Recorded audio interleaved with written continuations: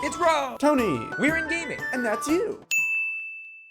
Hello inmates and welcome back to the inn. I'm Rob, of course, or Warshak if you want to call me by my in-game name, and we will be defeating the last boss on the Opera with our Murloc Shaman deck. We've only made one change, and that's throwing in old Merc guy. I forgot to put him in here because I know you can play with not standard cards with here, but I kind of wanted to play with all standard cards just because it makes it easy for those of you who, don't want to go back and craft these cards. But if you have all the Murlocs anyway, you have old Merc-Eye, you don't actually have to craft them, so that's why he's going to be included in this particular list. I really don't mind the 2-3, but I kind of always want to draw into our 1-drop Murloc. But, I mean, Tuskar Totemic is such a powerful 3-drop, and so is Old Merc-Eye being a powerful 4-drop, especially if Murlocs on the board. But I'll just go with the 2-3 curve. We won't be too greedy. Alright, so basically with this boss fight, we have to keep Dorothy alive. And then if Dorothy happens to die, the hero power from this guy says deal 100 damage, can't be used if Dorothy is alive. Therefore, keeping Dorothy alive is very important. So if we get Sir Finley Murgleton, we'll be picking the passive that allows us to heal her.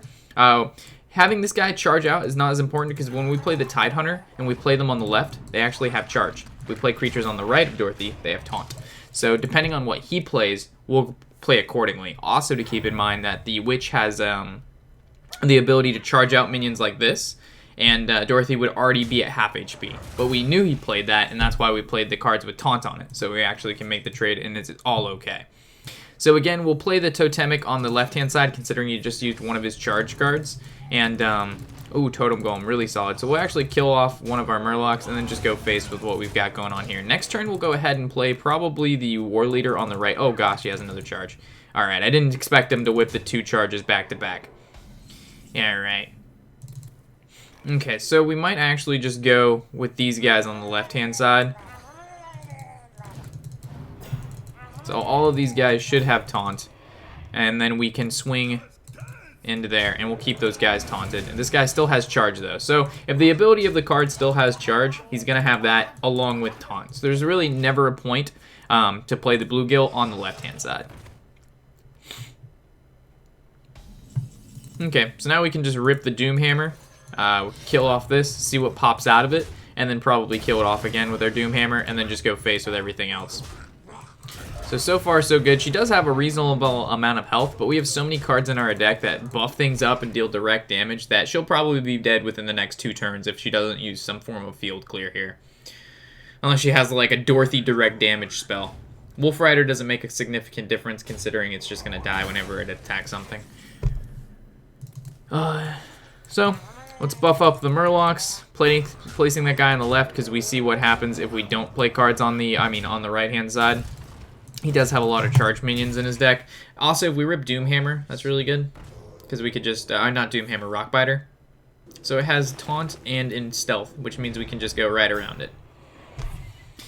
Gain 6 armor, draw 3 cards. That's a pretty insane card if you ask me. Man, Dorothy at 5 HP is scary. But it should be fun. Yep, so we win. So we just go anything can happen, Rockbiter ourselves, and we basically just go face.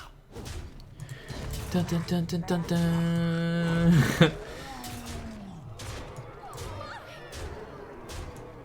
Bink. The power of the Murloc Shaman, man. The power of the Murloc Shaman. Okay, well, that was a lot easier than I expected it to be. Obviously, some sort of aggro deck is key here. Especially, I think Zoo would work fine as well, just because you can just keep tapping and playing creatures on the right or the left.